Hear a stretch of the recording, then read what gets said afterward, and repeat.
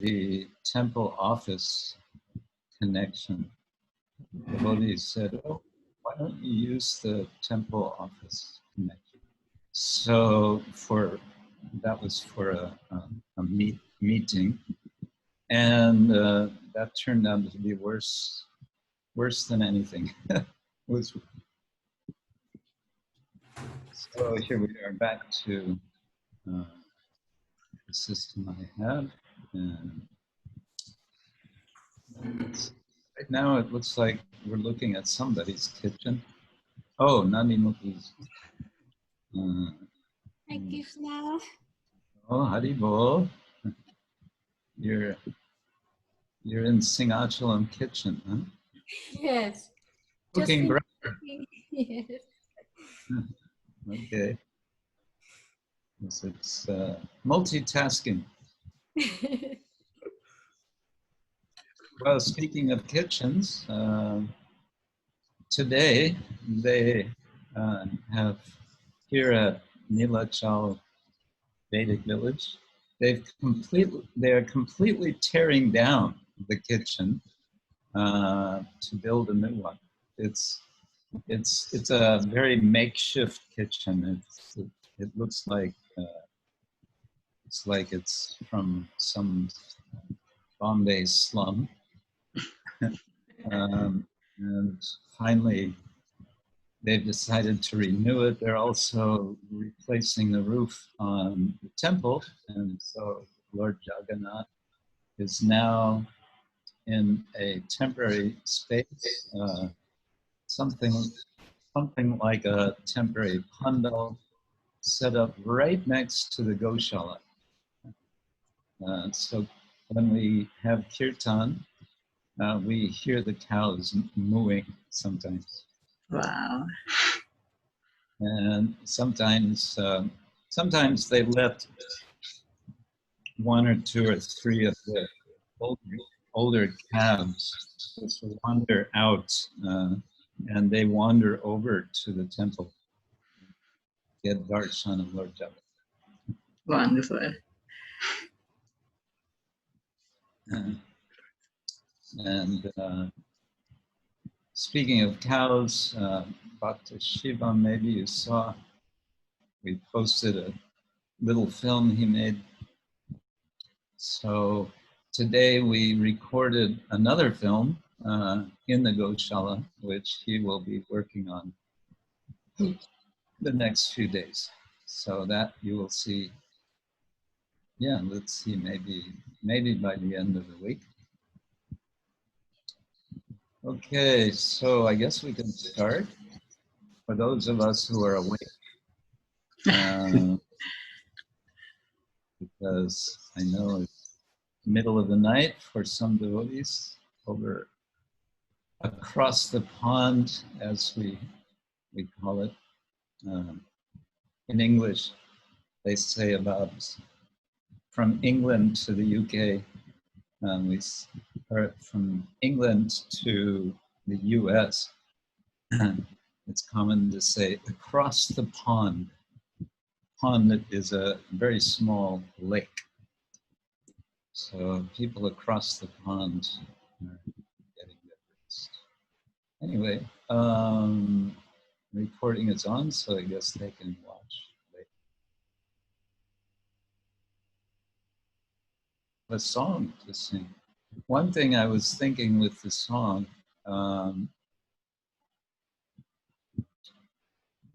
if we had someone who would like to lead and would have a harmonium and could lead, but that will maybe take some time to arrange. So maybe for next time, we can have different leaders of whatever we sing or recite. Okay, let me just see, we put this, that's on. Now we go over here. That's not, this is what, okay. So we can do as we do. The reason well, we don't need much reason, but this is a very nice song.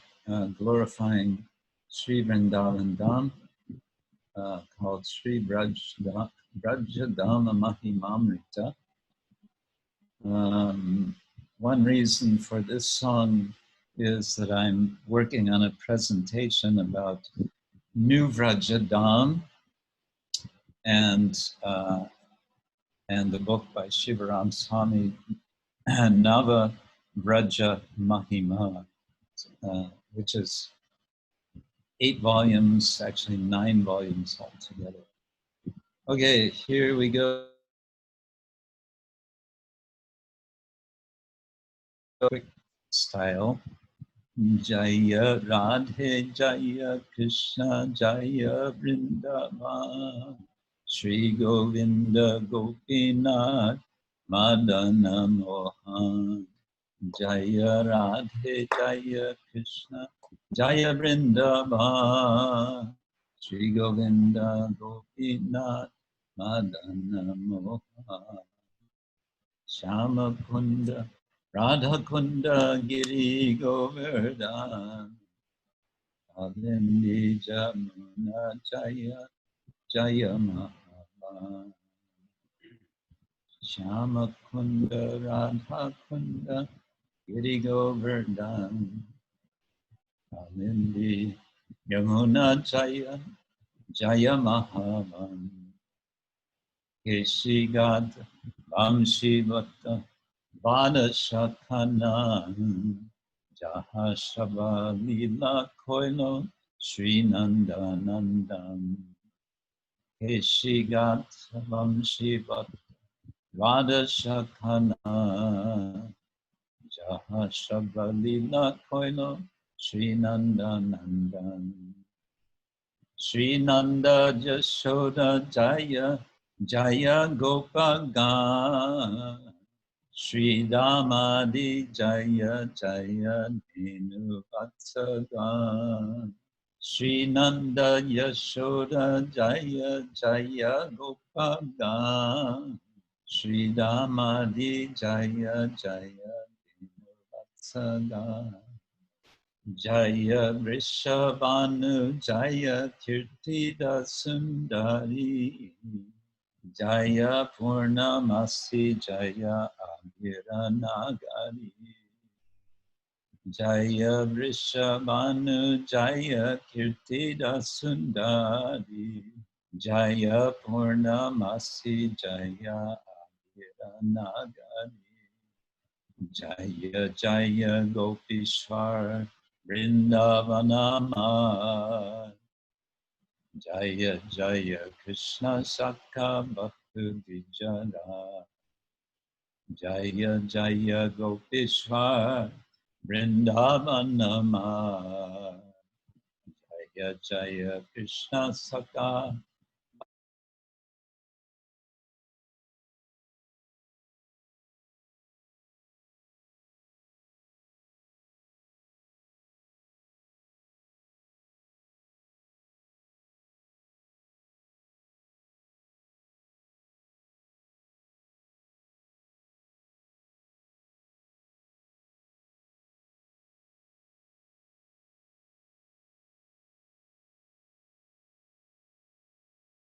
Jaya Radhe Jaya Krishna Jaya Vrndavana Shri Govinda Gopinata Namo.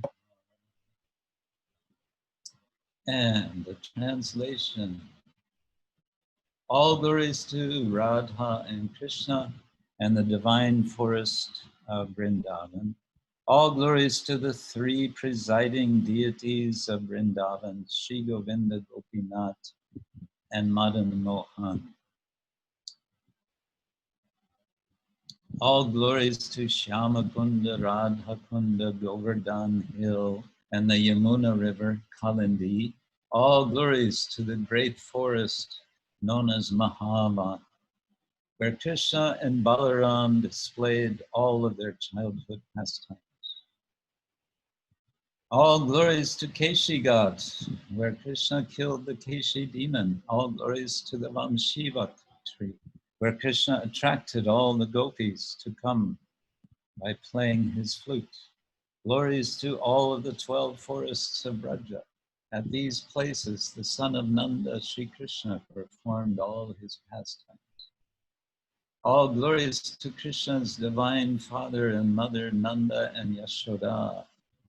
All glories to the cowherd boys headed by Sridham, the older brother of Madana-mohan and Ananda-manjari.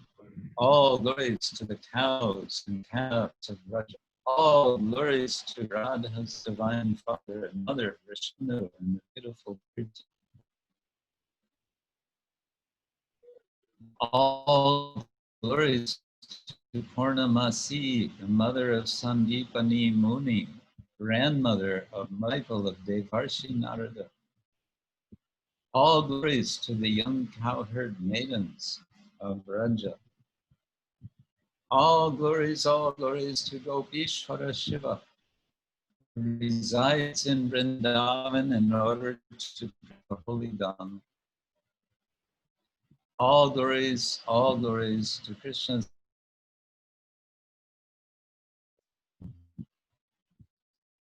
All glories to Rāma-ghāta. Lord Balaram performed his rasa dance. All to Lord Balaram, the son of Rohini. All glories to all the residents of Vrndavana. All glories to the wives of the proud Vedic Brahmins. All glories to the wives of Kaliya serpent. Through pure devotion, they all obtained the feet of Lord Govinda.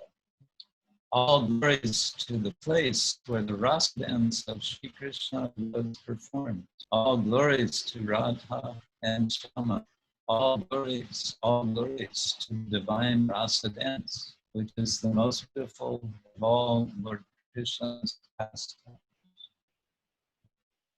All glories to the mellow of conjugal love, which is the most excellent of all rasas, and is propagated in Vraja by Krishna in the form of the divine Mahimamrta.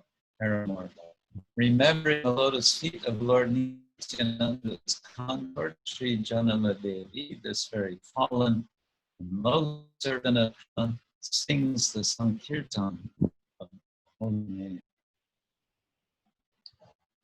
Oh, it mentions here, this song is to be rendered in rādhā-mancha in Kabal Herva Tal, or Rāgoti in Prabhupada Tal. So it'd be nice to know what are these ragas and what is this Tal. Oh, here.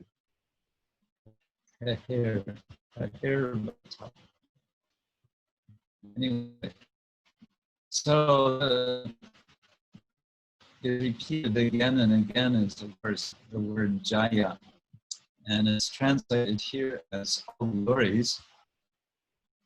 It can also mean victory.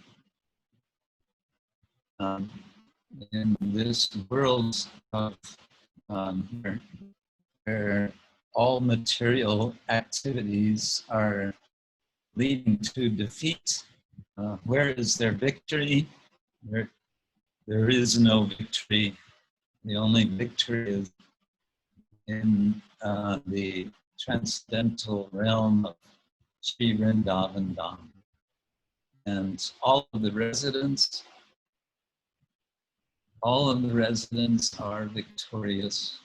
All of the places where the Lord has his pastimes are victorious. And so by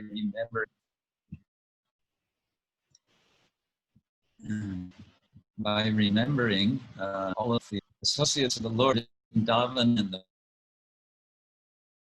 places in ndāvan and Lord Krishna and Rani, we become victorious.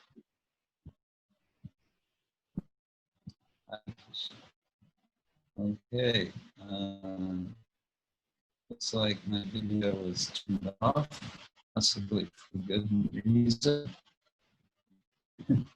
But if I click, no. Okay. So, śrī-nanda-nandan ki Jaya. Okay, it's breaking up a lot. Not much I can do about that, but we've turned off my videos, so that's it. So now, I think we're ready to hear and see, or hear different presentations.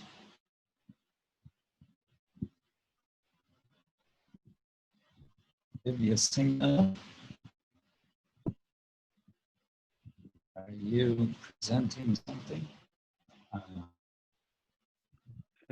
Hare Krishna. There you are. Okay, Hare Krishna. You hear me? Everyone hear me? Hearing. Can I say something, Guru Maharaj? Please. I turn off my video to be better connection. Maybe if Yes. everyone turn off this video, will be better connection for everyone. Maybe this idea will help us. Yes, that's the case. Guru Maharaj and devotees, the individual connections in individual videos doesn't depend, the overall quality of video doesn't depend on individual videos. Only local connection might depend. So if some of you experience not that good connection, you can turn your own video, but all others are not affected because we are all connected to the main server. So it won't affect the overall quality. Okay, thank you.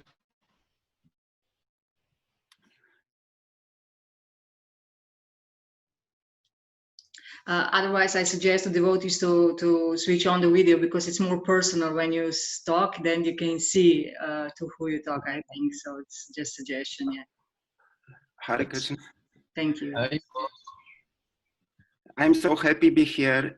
My English is not good. Pandava last time chastised me because my English is very bad, quality. This is not my familiar language. Sorry about that.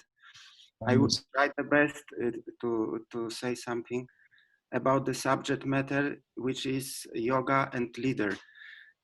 Today, Guru Maharaj prepared for us this presentation. And for our Vaishnava family, the yoga and leader means sadhu. And without sadhu, we cannot be better and better in our improvement in Krishna conscious. And we are so happy. We have so nice situation because we have associate of sadhu, our Guru Maharaj. I remember many stories from the early days in Poland. Maybe you don't know about this, but Guru Maharaj was one of the first devotee in Poland who distributed books in time communistic, and it was very dangerous. Even the policeman can go make arrest and go to some place and like NKWD, special police from Russia, can even kill a person who disturbed this communistic system. It was very dangerous situation, and our Guru Maharaj came to Poland and distributed books. And he was catched by police, and he was in prison.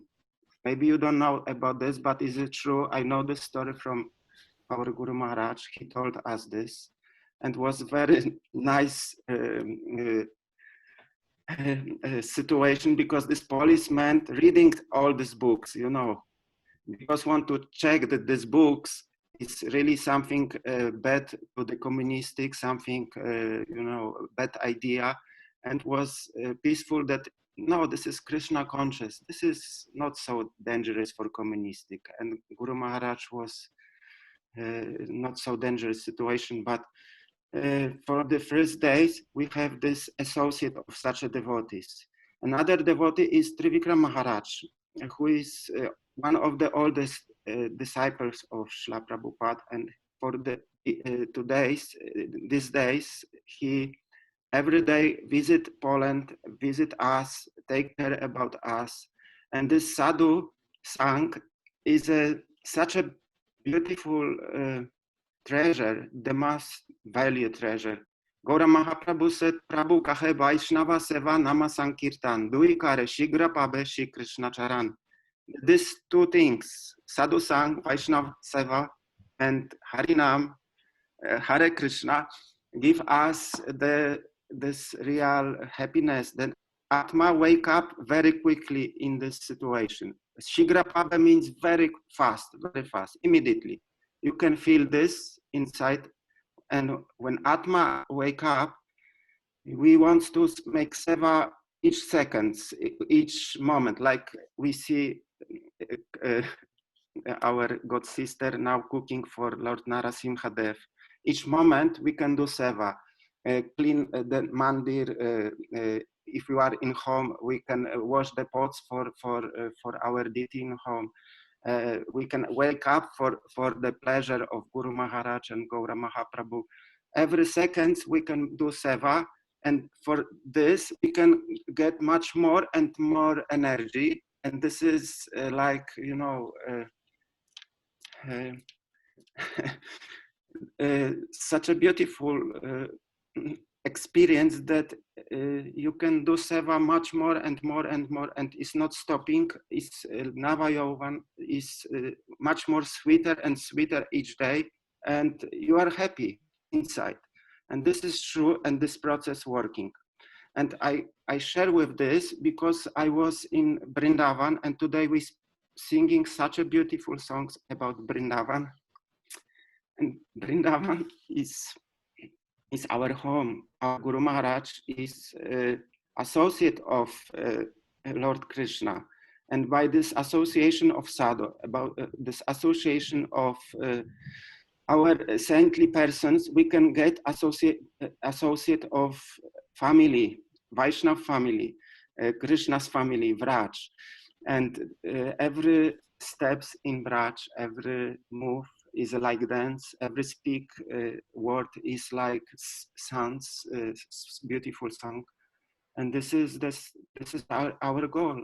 Sharan Gati means we take shelter in Gati. Gati is a go to Vrndavana with the attitude of our pure heart. Inside every heart of us, every heart in mine, I believe also, is a prem bhakti is inside. Now we are sleeping a little bit, but when we have sadhu sang like today, when we have associate of beautiful persons and we want to be relation with this person, we immediately shigra pabe attain this goal of Krishna consciousness, which is pure love. And we know about love because we have parents, we have wives, husbands, children, and we know what does it mean love. But real love is not adyantavanta. Adyantavanta, you know what does it mean? It's beginning and end. In this material world is adyantavanta, but the spiritual love is beyond this, is eternal, is sweeter and sweeter each day. And we can have this opportunity that makes seva for sadhu, for Guru Maharaj. And I told for the finish story from Trivikram Maharaj. When Trivikram Maharaj first time visit Srila Prabhupada at the Bhaktivedanta Swami, was asked from Prabhupada, what you want to do? And Trivikram Maharaj was thinking and said, no, I want to do what you say to do.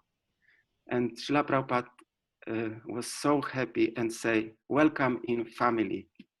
Thank you so much. If I speak too much, sorry for that. Dandavat pranam to all of you. I'm so happy that I have such a beautiful family, Guru Maharaj. And I can be with you. Thank you so much. Hare Krishna. Dandavat. Hare Krishna. Thank you. Just one,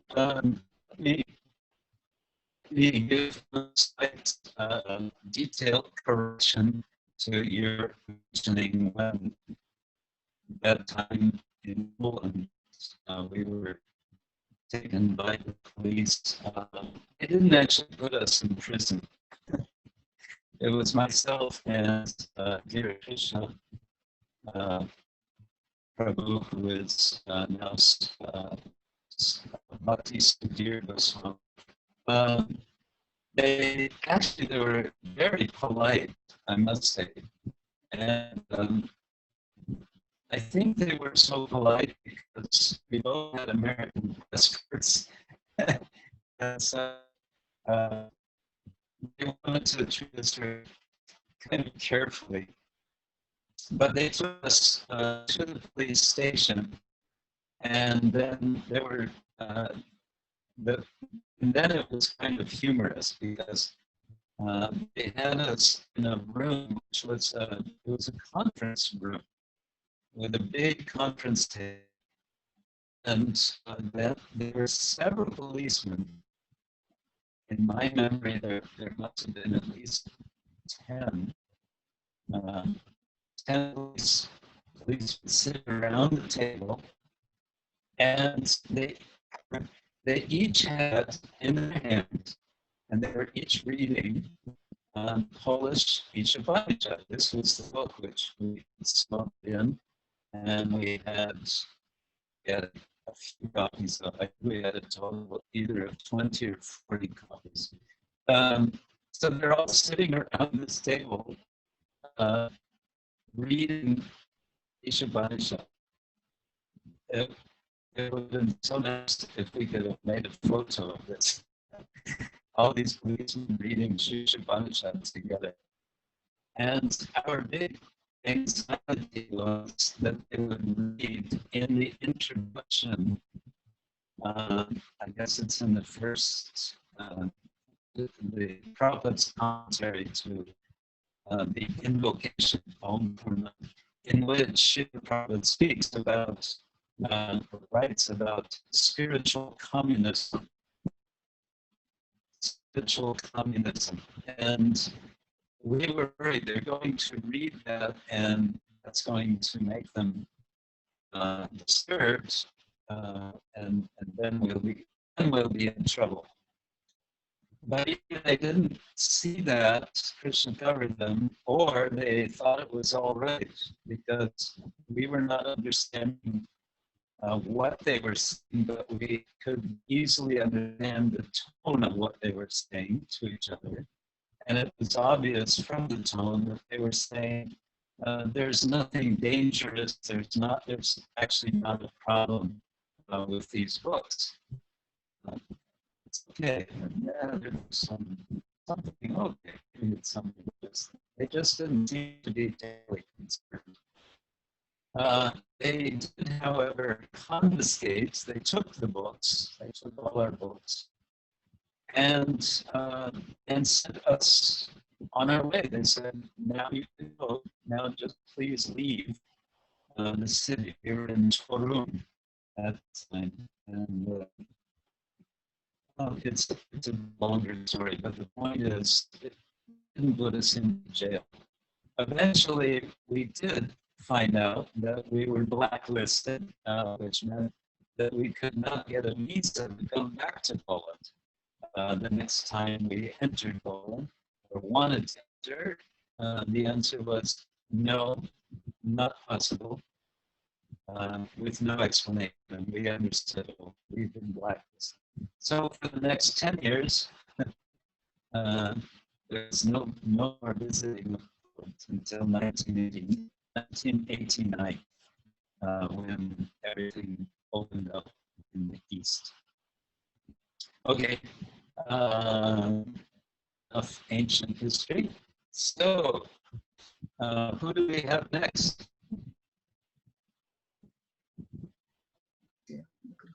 Hare Krishna Guru Maharaj. Next is Akrura Prabhu. Okay. So invite Akrura Prabhu to unmute his microphone and turn on his camera, please.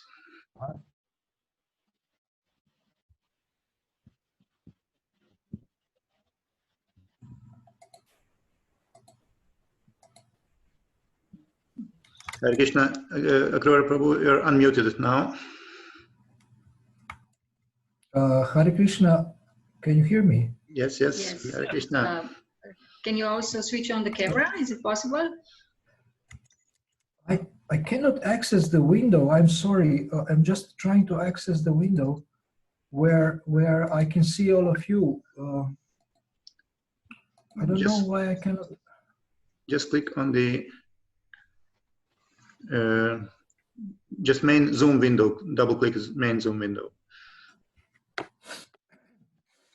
Yeah, now here we can see you now. Just tilt your camera a little bit down. Yeah, that's a problem with my camera, because if I push the screen, then it's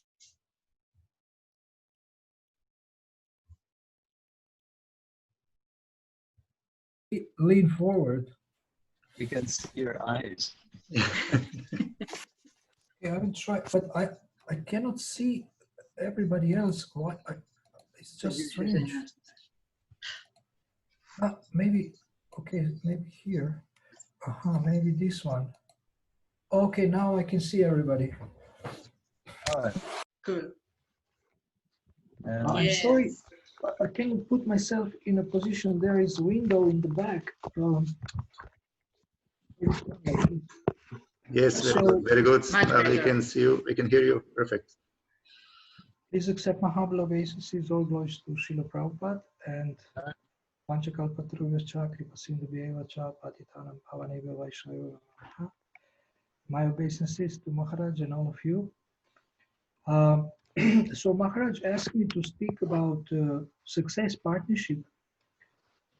Success partnership is a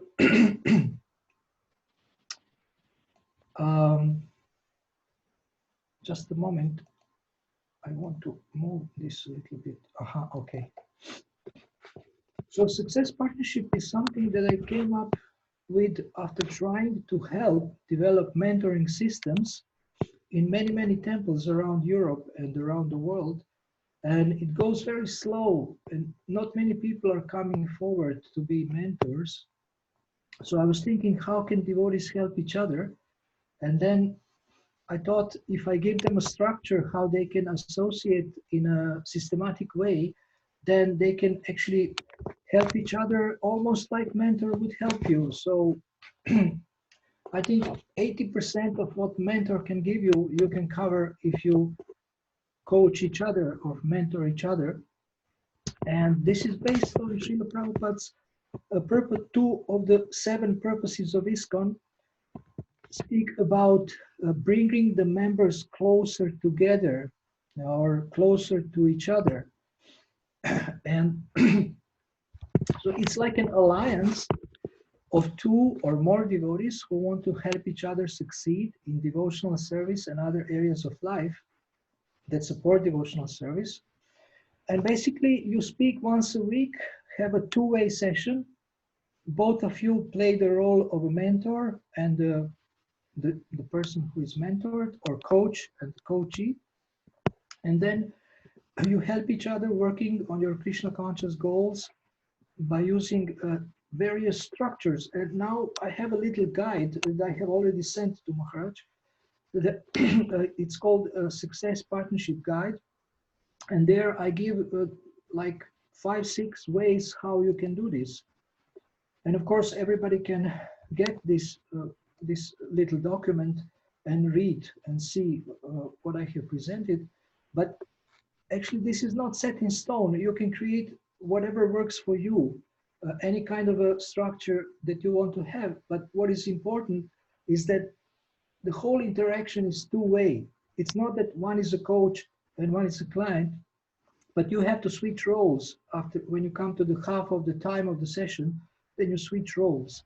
And then everybody plays a role of a coach and also of the client. And I have some Shastric support, but I don't want to read this now. I just want to make it shorter. There is Shastric support for this and inspiration also. I have several verses from the scriptures. And perhaps the rest of the time that I want to use here, I want to present you one of these, or maybe 2 of these, so that you can just get a feel or get a taste.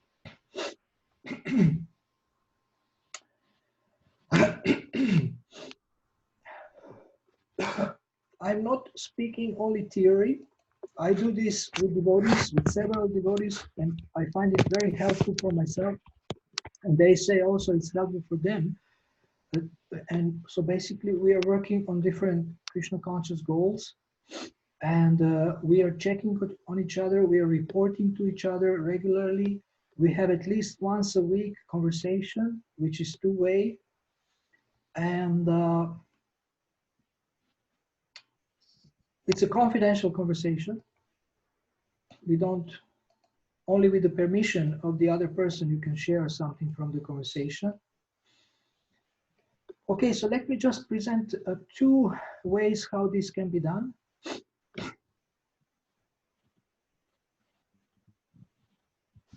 One is called Gita partnership, where use Bhagavad Gita to coach each other.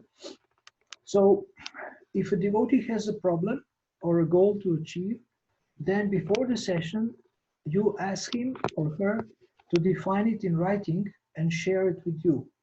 So this is when you are in the role of a coach, and this can be done two-way.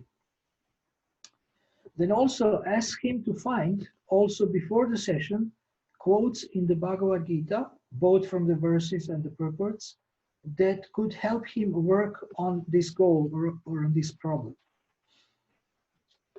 Now, if in the beginning, maybe first couple of times, this devotee has difficulty finding these quotes, if you have a database, if you're familiar in working with the index of the Gita, then you can help them to find some relevant quotes that can help them to work on their goal. But the best is if they do a research. So this also forces them to research in the database and in the books, and to find their own inspiration and their own guidance from the scriptures. Then when you meet, you can discuss together how these quotes can help him work on his goal. And then to help him be more focused and disciplined, you can recommend that he sends you daily or weekly progress reports. And of course, this is all two-way. You can also send reports to them. And I find it so helpful. I mean, if I know I have to report to someone, then my self-discipline goes up like 50 or 70%. Otherwise, you feel embarrassed that you have promised something to yourself or to your coach, and you haven't done it, and then you have to report and feel really miserable, and that's good. So, and another way is, I call it personal questions, personal daily questions, that you can make a list of your own questions that your success partner will ask you in the session. And these questions may cover your top daily or weekly priorities, things that are important to you. And it's very good if the question starts with, have you done your best? Or have I done my best? So here are some examples. Have I done my best to take care of my body, mind, and soul?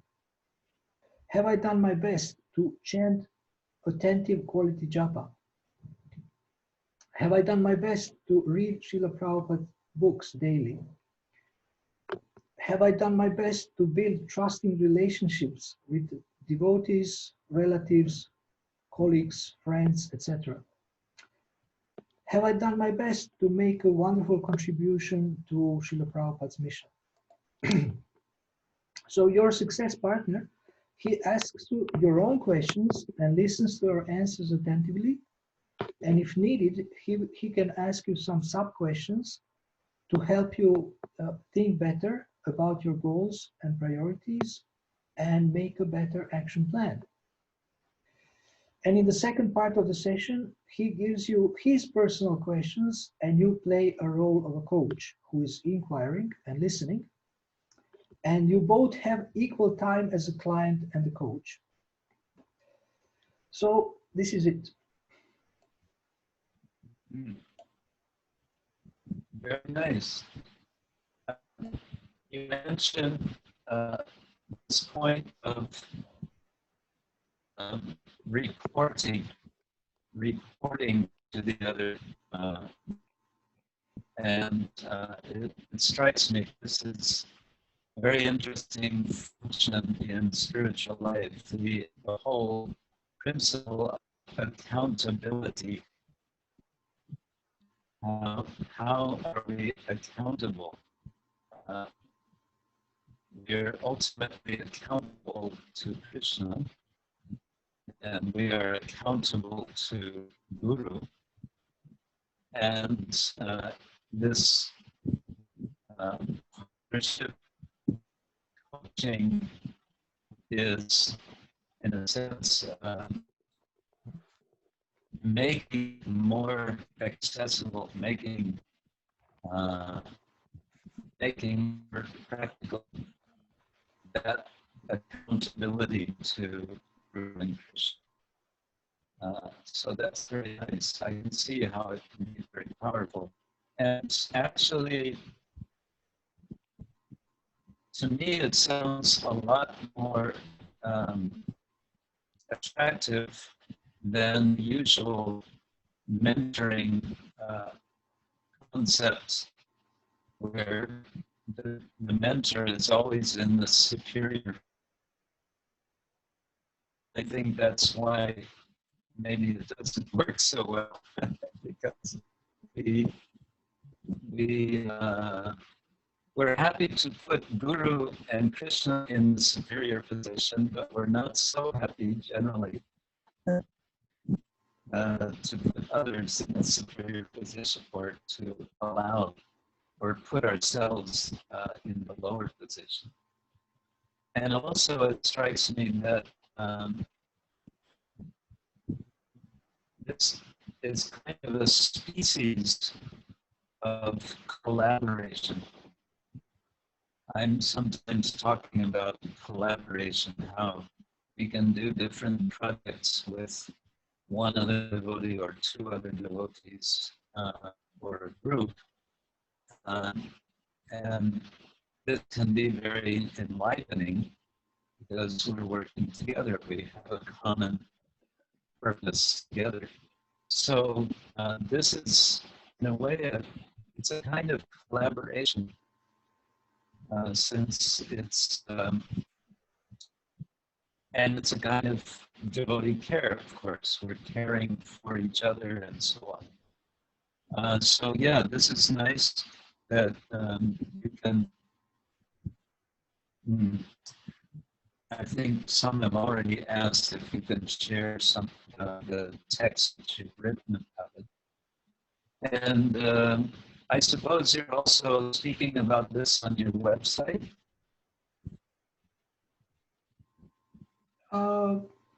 I mean, I have a lot of materials. I have more materials about this. Also, in the professional world, you have peer coaching, and I have also materials about peer coaching, which you can use to refine it, to polish it, to improve it. Yeah. Okay. I would like to say something else, just 1 minute. Yes. Audarya Chandrika Mataji, she wrote a very nice article about integrity, and if anybody wants this article, you can actually contact me and I can send it to you.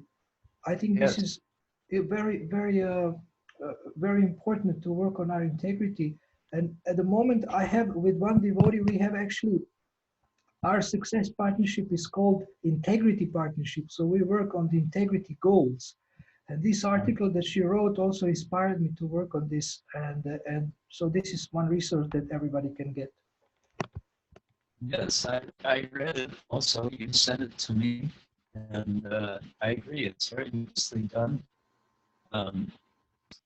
My native English-speaking fault-finding side wanted to make a few minor English corrections, but otherwise it's very well written. The content is very good. The English could use a little tweaking, but that doesn't really matter for us. Good. Okay. Okay, thank you so much. ābhīra. Thank you. Thank you.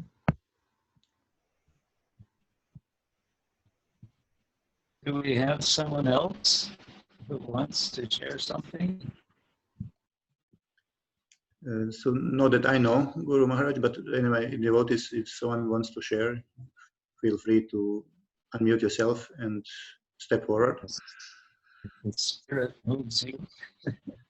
Otherwise, okay, so then otherwise we can proceed with our topic of the yoga of leadership, which I started to speak on last week. I want to share the screen again, and let's see how it goes this time with the connection. Here we go. Share screen. This. All right, I'm going to back up.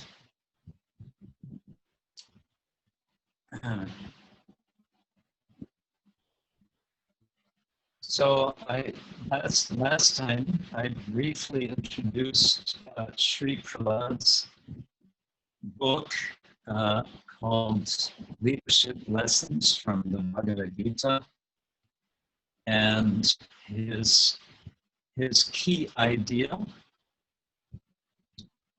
of what he calls linked leadership model, Bhagavad-gīta linked leadership model.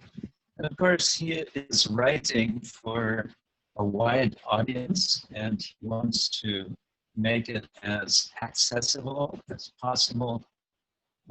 So his word linked, you could say it's a translation of the word yota,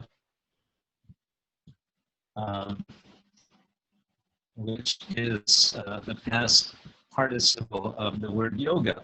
And so he's speaking about the yoga of leadership, essentially. And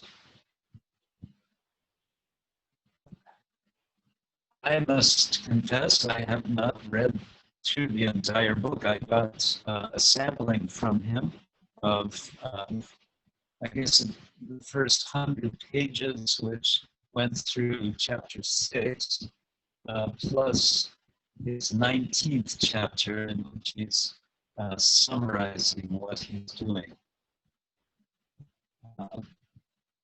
I thought this can be a nice sort of starting point for us to think about leadership, spiritual leadership, the yoga leadership. I may have mentioned last time, Krishna, in the beginning of chapter 9, Bhagavad-gīta, famously says, Raja-vidya, Raja-guhyam, Pavitram idam-uttamam, Pratyakshavagamangar susukam artam ābhīra-yam. That Raja-vidya probably translates as the king of knowledge, but it can also be taken in another way, which is knowledge for kings. And king, in this case, represents, if you like, the more general term leader. And I guess what I want to suggest here is that Bhagavad-gīta is knowledge for leaders. And who is a leader? Every devotee is a leader. Whether we know it or not, everyone is taking a position as leader. And very much of what Srila Prabhupada's mood in his very amazing example of leadership as Acharya, as teacher by example, was to encourage all of us to similarly be.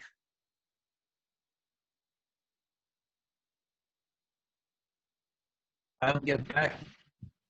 I'll try to get back to something more about Srila Prabhupada's leadership, but let's move forward to this, or let's proceed with this.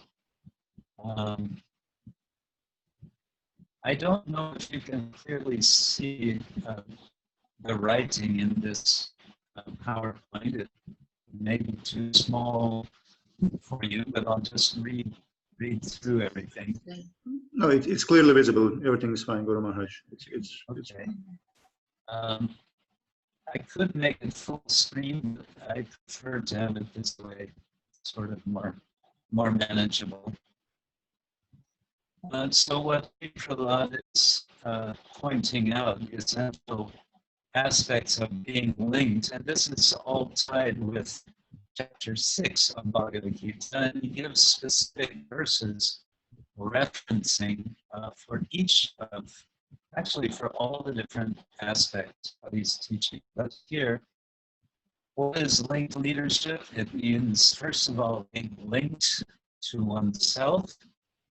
And of course, we know the Bhagavad Gita is very much about understanding who we are from early in the second chapter. Then being linked with other beings. And here we may consider the notion of equal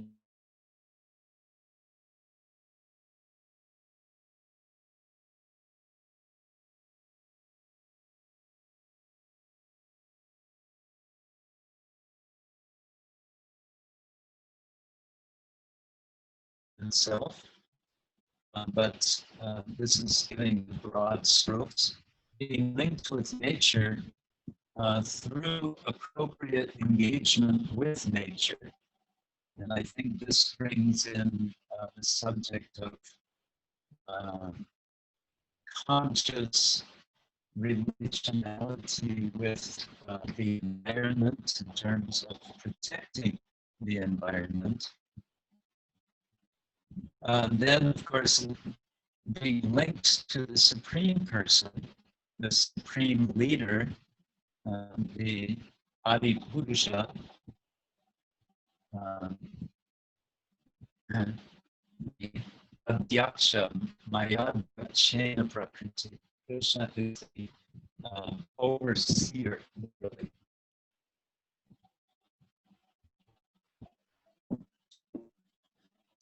And then finally being linked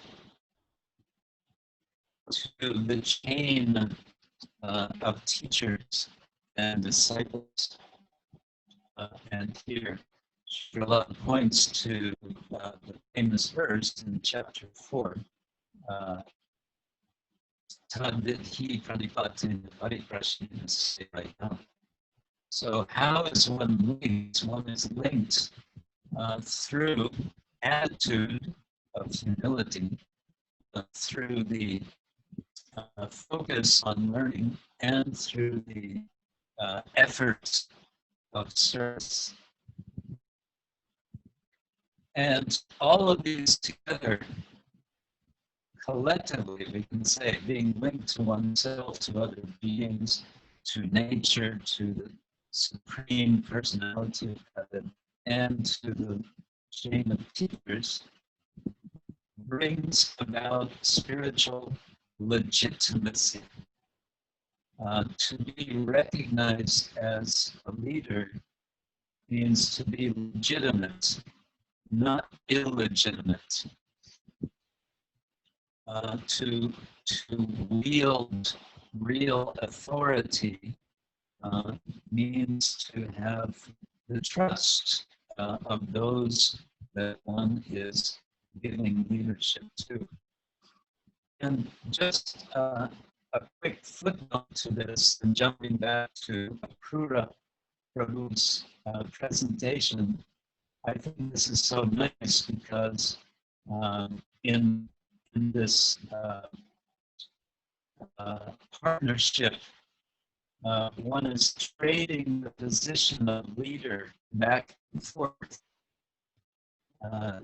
It's not that one's the leader and the other is the follower, and that's all there is. But the position of leadership is being shifted, being given. One gives leadership to the other, and then the other gives leadership to the one. And this would be very nice. You could say this is this is an essential understanding of cooperation. The word co in Latin, I guess it is, has the sense of equality. There are two persons, and they're operating together. That's cooperation. Sometimes a leader who is not so skilled in leadership and feels some frustration that he or she is not being followed. They say, "Oh, why is no one cooperating with me?" Or we should all cooperate. It means for them, you cooperate with me. Okay, but first there has to be a sense of spiritual legitimacy. And this is something which is earned. It is not something which can be demanded. So, going back to this sort of mandala, we have these four aspects. Top is higher purpose. To the left is self-leadership. Then holisticism, on the bottom, servant leadership on the right. We'll have these brief elaborations. The higher purpose, we may say, is to receive divine grace, to engage in loving service, and in an organization of any sort, in which leadership is relevant, someone is a leader and others are following, there will be what in the business world we call stakeholders. So orientation toward the stakeholders. Now, we may notice a nice balance here. Someone may say, yes, I will be a leader, and my whole purpose will be to bring about and to receive and maybe to distribute divine grace. And so that would-be leader is aiming for the top, and that's very nice. It's the higher purpose. But unless there's also a view to the stakeholders, all those who are in some way having a stake, having an interest, having something to gain from our endeavor, then it's not going to work. The divine grace that we are hankering for may be elusive, it may be difficult, it may not happen. And of course, binding these two together is loving service, bhakti, the service which is going in two directions. It's going upward to the Lord, but it's also going laterally. It's going across to others, to other devotees, and to everyone else that one is interacting with. So there is this vertical axis, this higher purpose must be there. This is what makes leadership spiritual leadership. Without clear purpose, what kind of purpose does one have? It must be something mundane and something which is ultimately going to be self-destructive. Leadership begins at home, we may say. There's an expression, charity begins at home. Leadership also begins at home. And for that matter, we can say within any family, there are structures of leadership and following. Husband, wife, father, mother. The first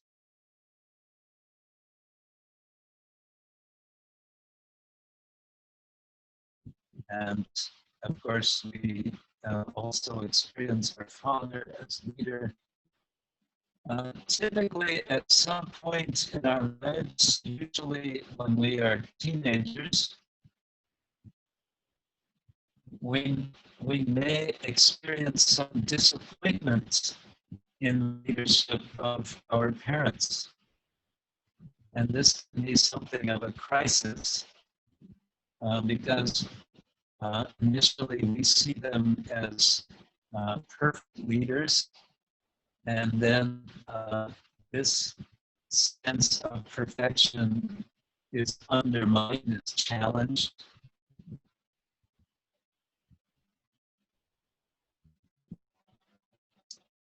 Now, I just realized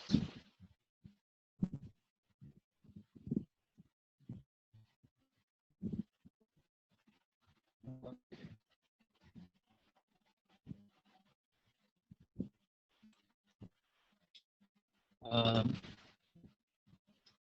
just realized that I'm not connected.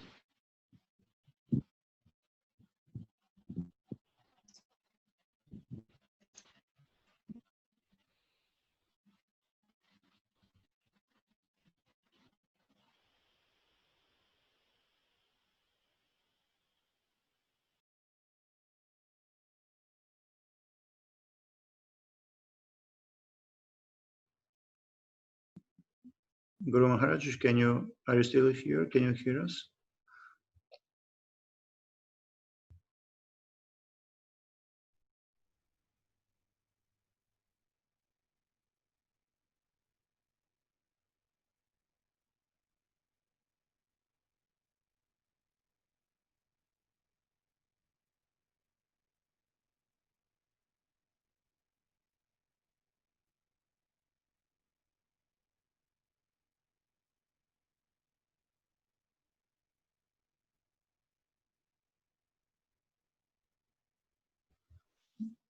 So Gopitunga Vidya Mataji, can you maybe give a call to Guru Maharaj?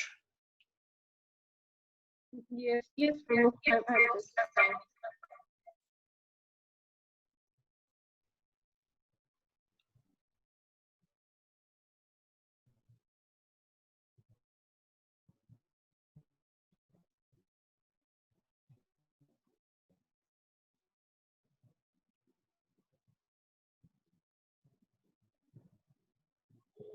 This is their mailbox.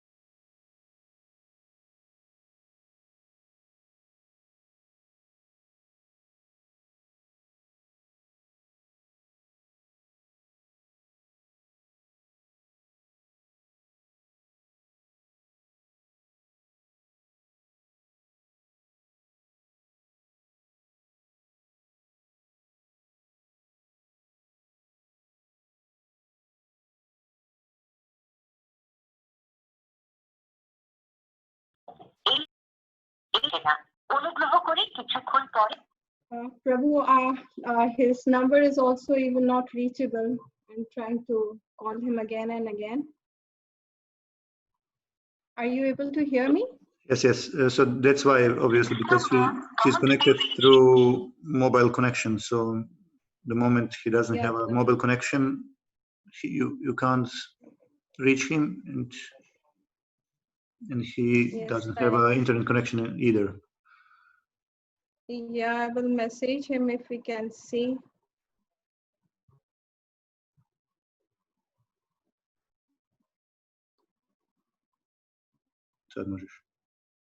And it looks like that the internet in the afternoon is much better than in the morning times, right? I think afternoons will be better because offices open after 9 o'clock here. So, and many lockdown people, so it's a bit difficult. Yeah. So these are the prime time actually when people log in a lot. So I think.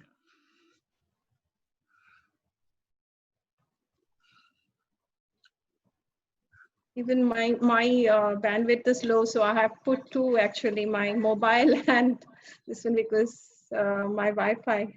Oh yeah, he messaged me back. He said, yes, I know, disconnected. Yes.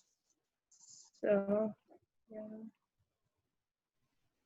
Yeah, but Mataji, just for your information, it will be much quicker for you if you have only one device connected at a time to the Wi-Fi access point. Right. Not two, because okay, two, I will. Yes. You understand? Two devices are consuming the bandwidth.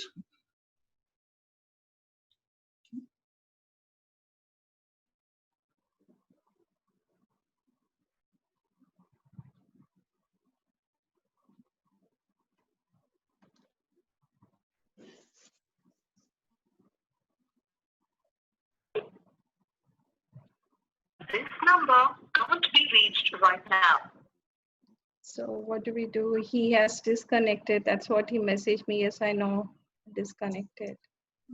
Can you please ask him to go outside and, as last time, to sit in the garden and check from there through 4G connection, through mobile connection? Maybe it will be better.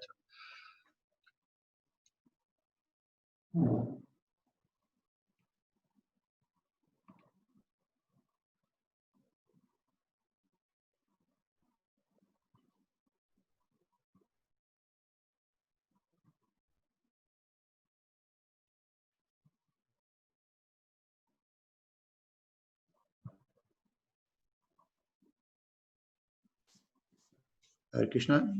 So it was, yeah, it was like he hasn't seen the. He's back? Yeah, yes. He's back. Yes. So, however, I don't see my video. No, I turned off the video. That's right. Yeah, we're still. We can hear you much better now, Guru Maharaj. Last time it was breaking all the time, so now it sounds smoother. Okay, for the moment, it's good. Trouble is, I don't know at what point you stopped hearing me, so I was just talking, and maybe, yeah, I don't know how far to go back. Okay, share screen. So I send you WhatsApp message as soon as we lost you. Oh, I didn't see it. Okay.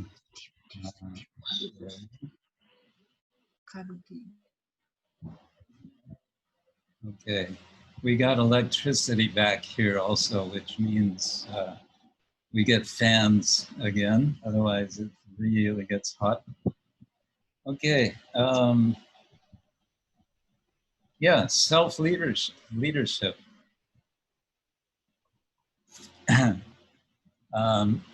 So these are 5 different aspects of self-leadership, which can be found. And this could be an interesting exercise if you wanted to do this on your own. Find ways, references within the Bhagavad Gita that would support each of these aspects: spiritual awareness, service orientation, being virtuous, which we may say is practicing mode of goodness, being authentic, and being mentally disciplined. For the last, we can say certainly chapter 6 is very much about mental discipline. And I would like to point out that the word yoga means to link, and another meaning is discipline. And it's very much the case in chapter 6 that Krishna is speaking about the disciplining of the mind, which then, of course, Arjuna complains about. He says, this is not possible. And what does Krishna say? He says, yes, it is. All you have to do is practice. Practice and be detached.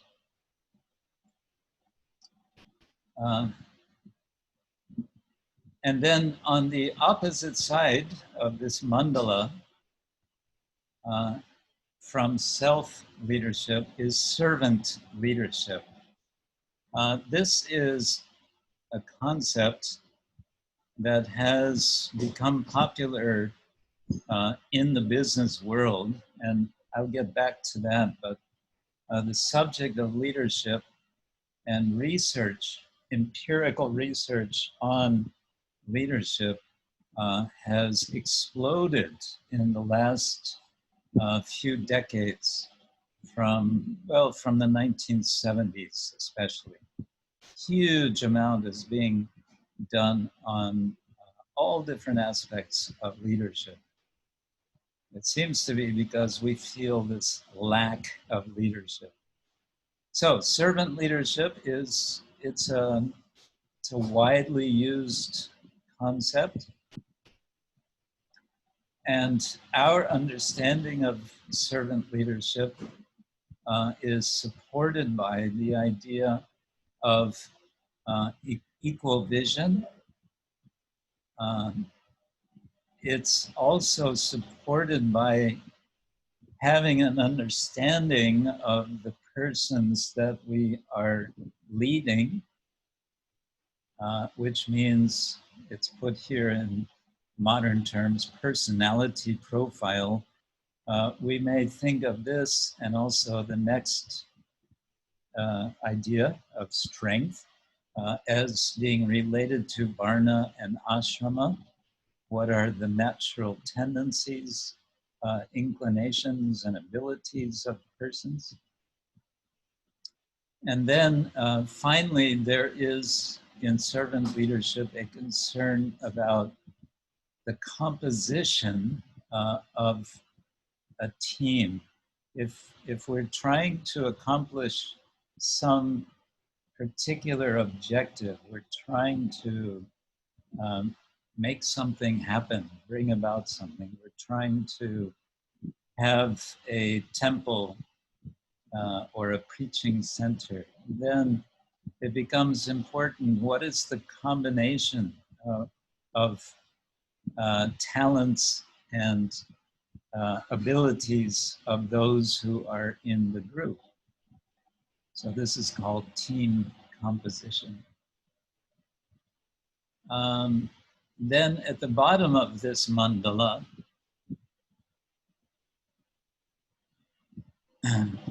is the idea of holistic systems.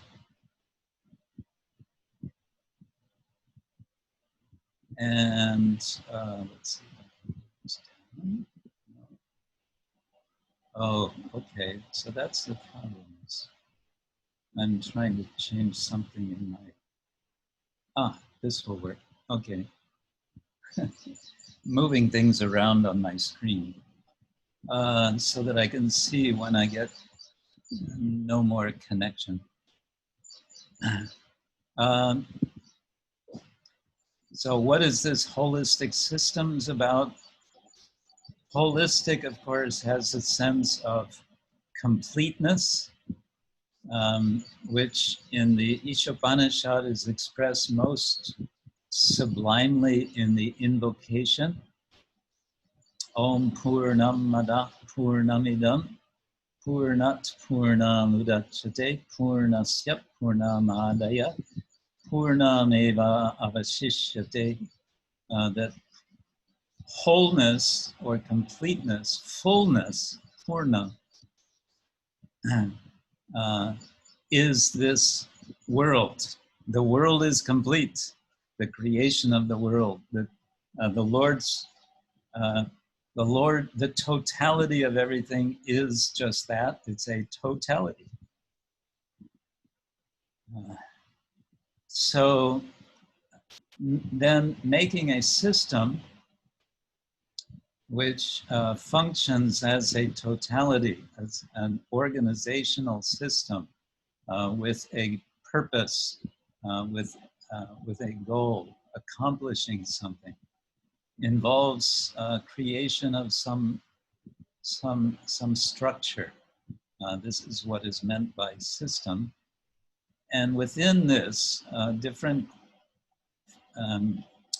features need to be present. One of them is sustainability.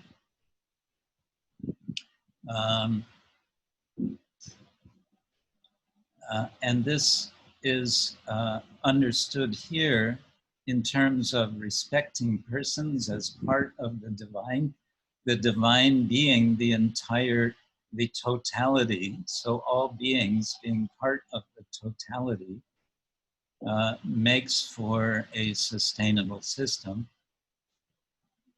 Then a culture. Culture, anthropologists are always debating what is culture. Sometimes it's spoken of as being a system of meanings, how people communicate and maintain meaning, that is culture. But here we can say it has to do with, first of all, choice. We understand from the Gita, we have freedom to the extent that we can choose to prefer mode of goodness, modality of acting in goodness over passion, over ignorance. So that is a choice that we can make into a habit. In chapter 6, Krishna speaks about work-life balance when he says, Yukta hara viharasya, Yukta cheshtasya karmasu, Yukta sapnavabodasya yoga bhavati dukkha. All dukkha can be removed just by balancing our work and our recreation, balancing our eating and our resting, not becoming a workaholic. Many people are workaholics. Appreciating excellence in others that are working with us, to show appreciation for that excellence. And then valuing virtue and specifically seeing virtue as the protection of Dharma. Where we protect Dharma, Dharma protects us. The Vedic statement is there. If we protect Dharma, Dharma protects us. And also, if we are in a position of possibly choosing persons for certain services, we want to find those who are respectful of authority. And here, Sri Prahlāda is referring to the 4 types of pious persons who approach the Lord, in contrast to those who defy or avoid the Lord.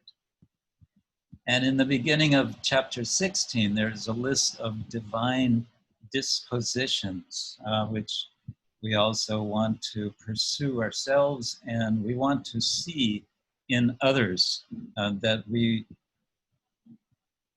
want to work with. In any endeavor, we want to recognize that change is going to be there. It's basically that which doesn't change in this world is the fact that there is always change. To this, we may want to remember that we worship Lord Jagannath, the Lord of the universe, who is the Lord of that which is always changing. Jagat means that which is always changing. To be practicing yoga is to be flexible.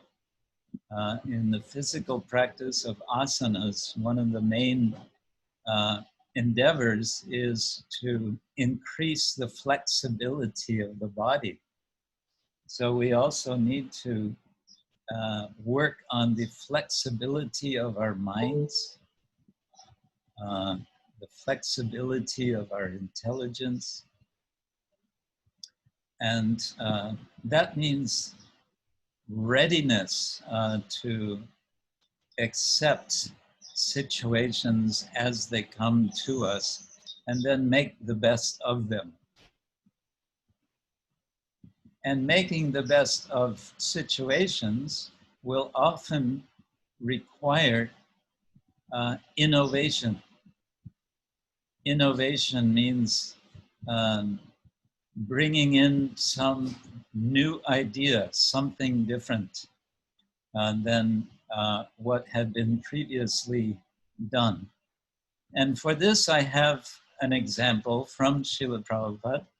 I've just been reading, as I've told before, I'm reading still His Holiness Lokanath Swami's book, Bombay is My Office.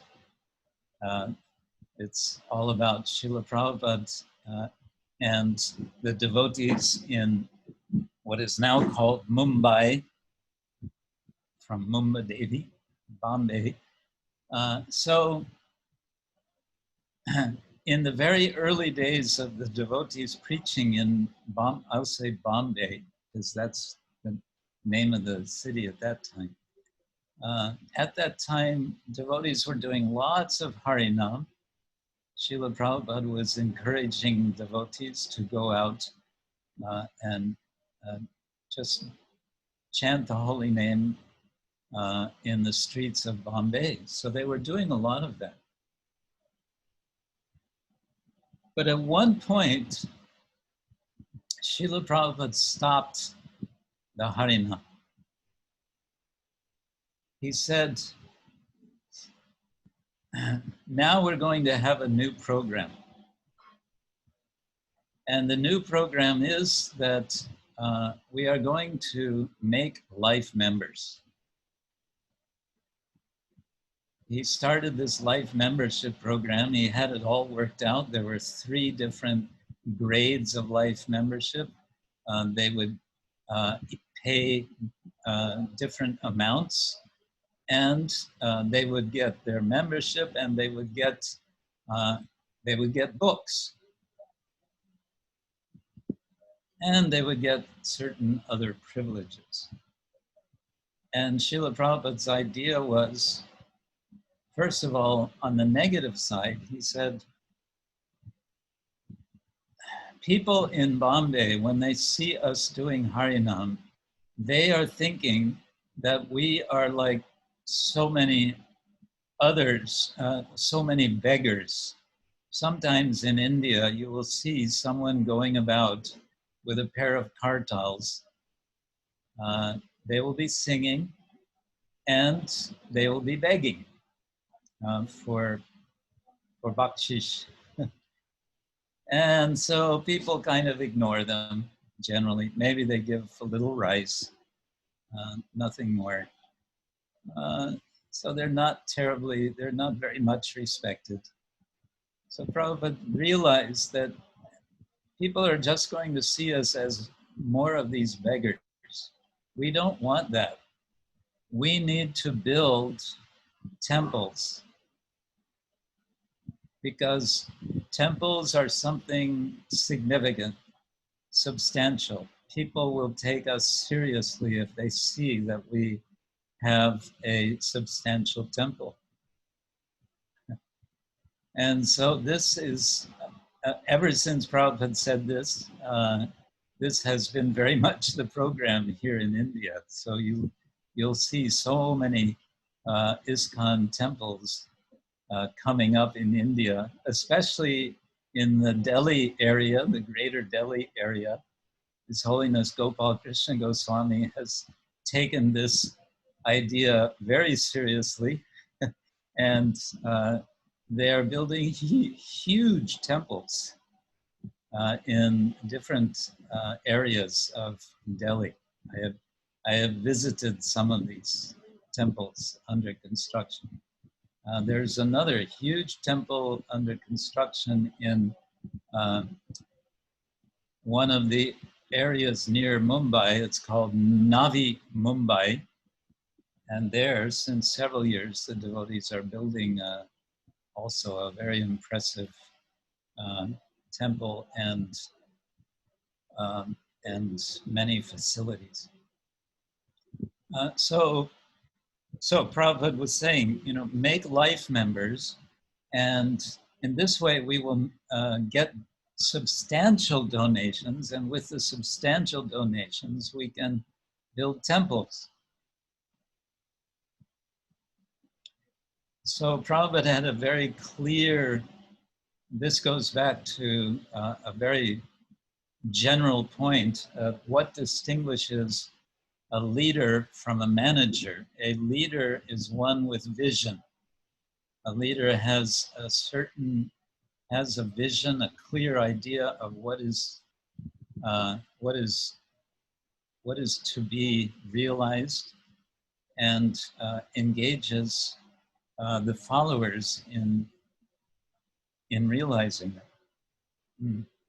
And it points to another aspect, which I think we come to a little later, but the leader is expert at engaging everyone to their capacity in a realistic way. Srila Prabhupada told to Yamuna Devi and I think it was Malati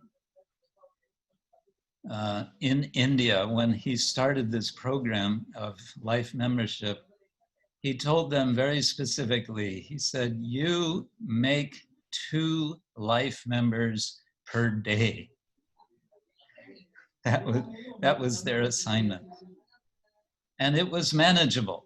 And he told other devotees similar. He said, you make 1 or 2 or 3, he would give different numbers to different devotees.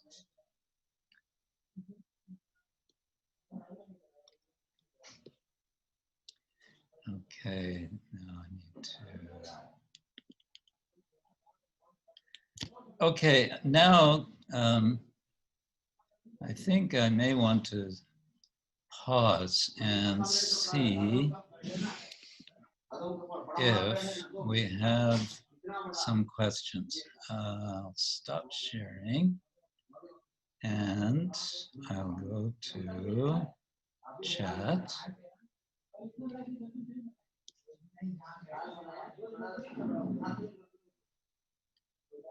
Let's see.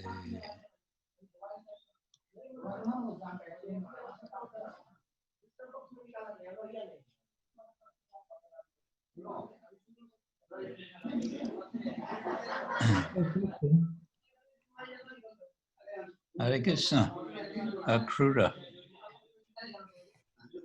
Krishna says in the Bhagavad Gita, you should not be attached to not doing your duty. So what does that mean? Does it mean to be lazy or what?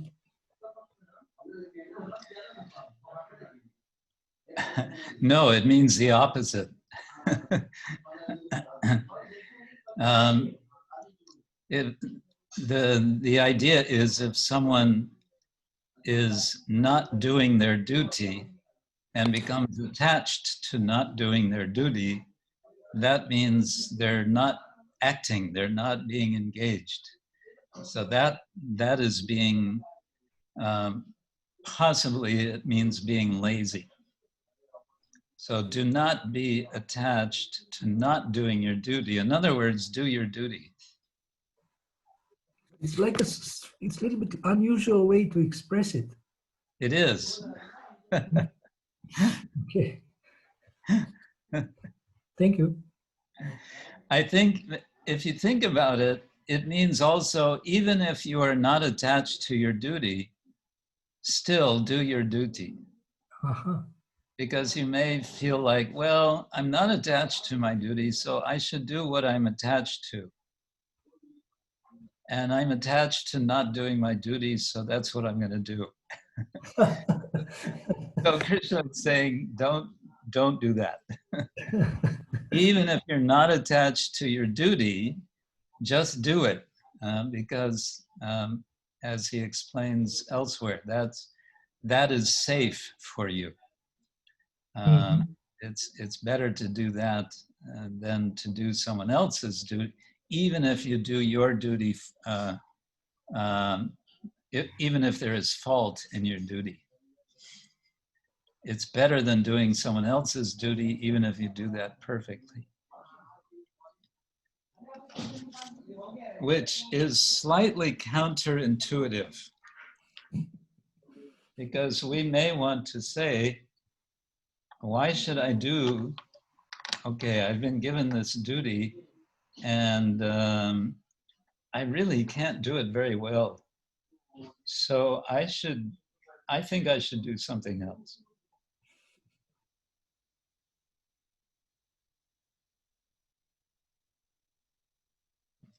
Books. We were sent out on the streets, traveling all over Germany, all over Holland, all over Denmark. I mean, literally, I think I went to every single village in Denmark. But I think I did my best, but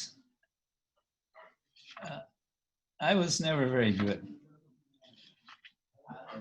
But somehow I felt like, anyway, this is my duty, I have to do this, and maybe someday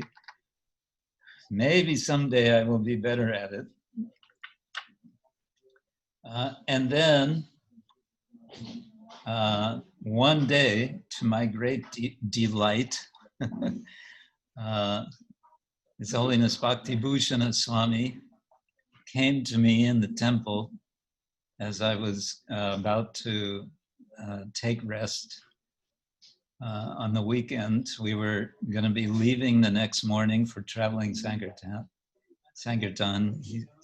He shook me in my sleeping bag and he said, "Prabhu, can you stay back this next week and help with the deity worship?" I said, yes, yes.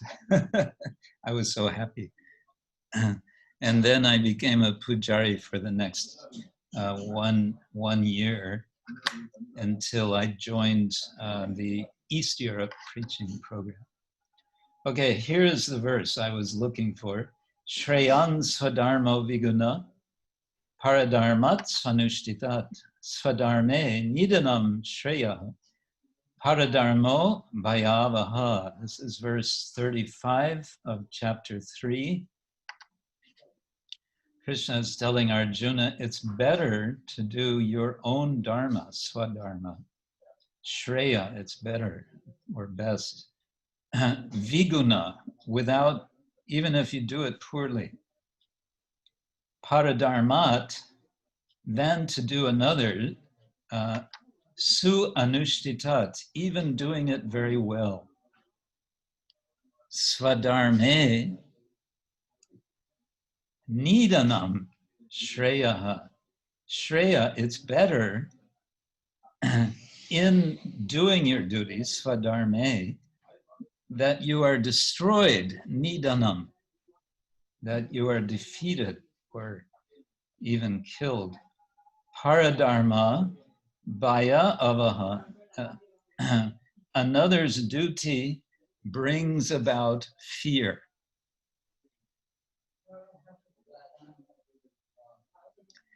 So one of the duties of a leader is to help us to find what is our duty.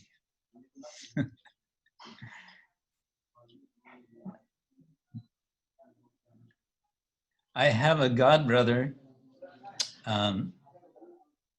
His Holiness Dhirashanta Goswami.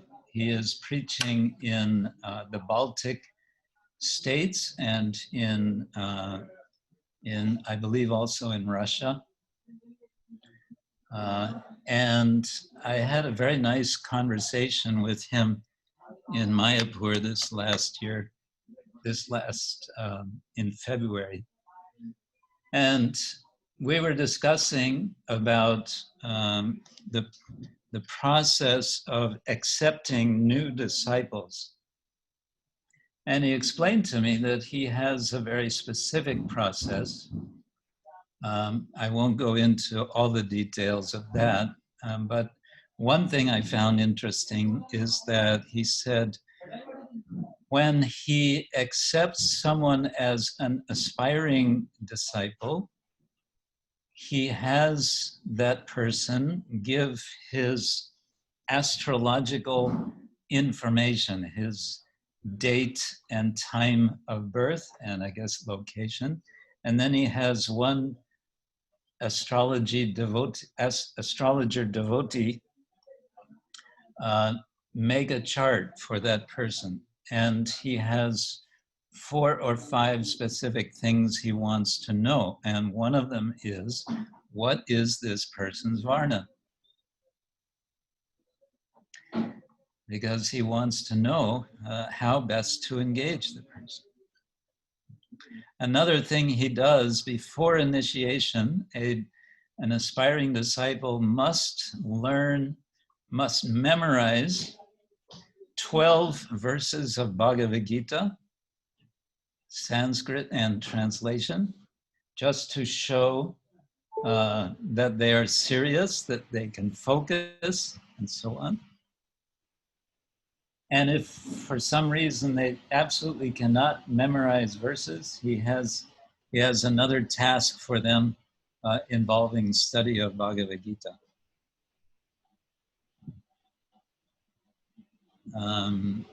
Okay, so I hope that helps. Let's see, Divya Singha says, sometimes sadhu or bhakti yoga leader is angry. He will say in anger, I don't want you to leave. Isn't this a test? I don't want you to leave. I don't want you to leave. Isn't this a test? Because we know whatever sadhu does, he does it for love with bhakti. Many people leave because they hear what they want to hear. Only a few pass this test and stay with the sadhu. Yes, it can be like this. Of course, we speak about Krishna's test. Sometimes devotees have noticed that in our ISKCON society, there is a problem of devotees coming and staying for some time and then going. This has been called the revolving door syndrome. Like in some department stores, large stores, they'll have this revolving door. So you walk in one side and you can walk out the other side at the same time. And this is a big subject. What are the factors involved in this?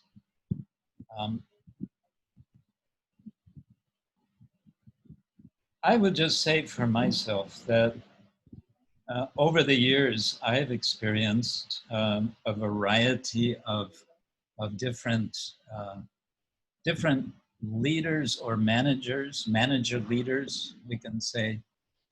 Some of them, I would say, with some better qualifications, some with lesser qualification.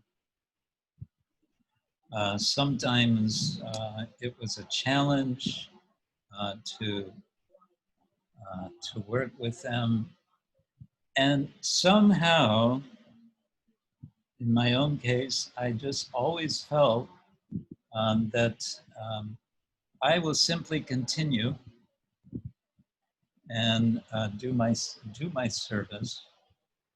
Although sometimes not because I didn't like the leader, but because I liked some different situation, I would get permission to go to another center and do service. One thing I found about myself from the beginning was I didn't so much like the larger centers. I liked a smaller center, a smaller preaching center. And so I was happy when I would be sent to a smaller center. Or one time, this was the case with Denmark. I was in Germany, Schloss Rettershof. This was at the time, a fairly large center. A devotee was starting a preaching center in Copenhagen, and he invited me to join him. And I was inspired. Yes, I like it. It is an adventure. It is pioneering. So I asked my authority if it was all right. Could I do that? Go to Copenhagen? And he said, yes, okay. There was just no problem. So that's what I did. Srila Prabhupada, sometimes when he would see that there is a conflict between devotees within a temple, this is a little getting away from the subject of the leader as authority and do we get along with. If Prabhupada saw that devotees don't get along with each other, he would say, why don't you go and start a center in such and such city? In other words, the energy which was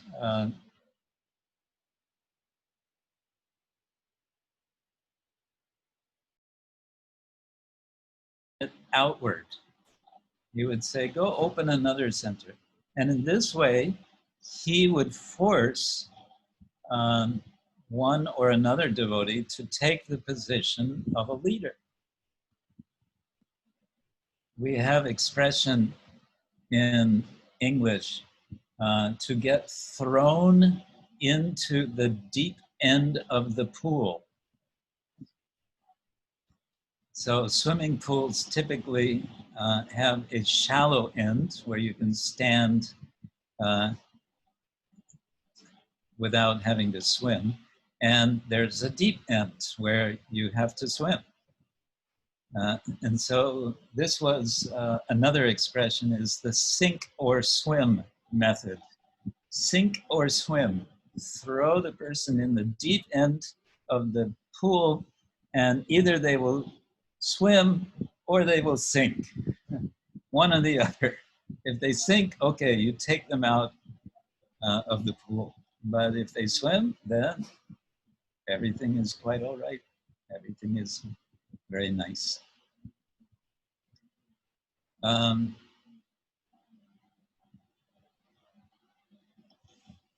I think it's important also for leaders to be transparent with those they're leading in the sense of saying, I am also learning. I am also in the process, and I sometimes make mistakes. And when I make a mistake, please tell me so that I can correct myself. Hare Krishna. Ajitendra.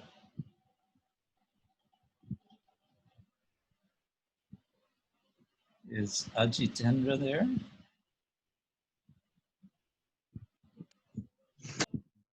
Yes? Hare Krishna. Ah, there you are. Hare Krishna. Here I am.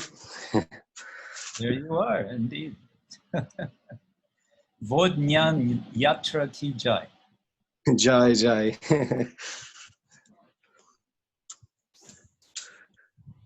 Did you have a comment or a question? No. Did I plug something, or did I? Right now, we all see you. Yes. I'm just going to do some work. It's time to start. I'm on the mobile phone. Oh, I see. Okay. So, yes. Okay. All the best for your work. Oh, thank you. Thank you. Hare Krishna to all. Phula Yatra Ki Jai. Istriya Yatra Ki Jai. Okay. Let's see. Is there something else anyone want to comment? I mentioned before that there is huge amount being written about leadership, and I came across a book which is called Leadership Today, and it's a collection of articles by scholars. It's a scholarly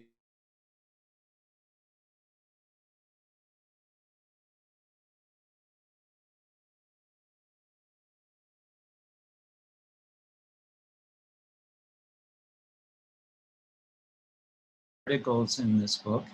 One of the subjects is leadership and spirituality. And the author is Indian, and I have not yet had time to read the article, but I want to share with you the little story he tells in the very beginning. It goes like this. He says, a story is told of a rabbi, like a Jewish priest, who was trying to get to the synagogue for the morning sermon during the pre-revolution Russia. So this means before 1917. He was stopped by a soldier at gunpoint who asked the rabbi, "Who are you and what are you doing here?" The rabbi inquired from the soldier. He asked the soldier, "How much does the government pay you for asking these questions?" And the soldier answered, 19 kopecks a week. The rabbi replied to the soldier, "I will pay you 20 kopecks a week if you stop me here every day and ask me the same 2 questions." What were the 2 questions? Who are you and what are you doing here?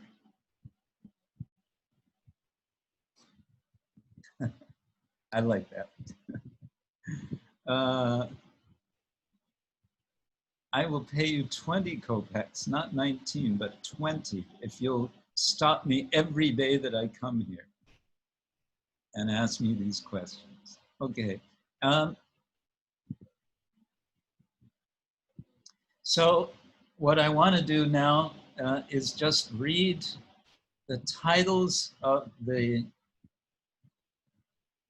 article chapters of this book called Leadership Today.